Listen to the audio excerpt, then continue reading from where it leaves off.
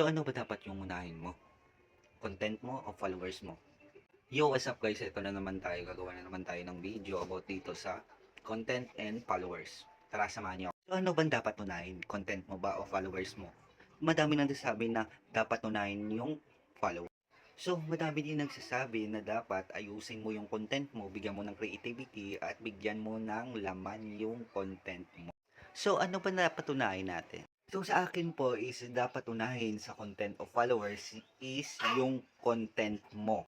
Mag-isip ka muna ng content mo at bigyan mo ng creativity at bigyan mo ng laman at bigyan mo ng oras yung content mo. So, alam naman natin kapag maganda yung content mo at mabibigay ng aral sa mga tao, entertainment man lang ay ipa-follow ka niya. Hindi yung uunahin mo yung followers mo, tapos ano yung i-content mo. Kaya nga sabi ko sa mga video ko doon na paano mag-upisa dito kay Facebook, pag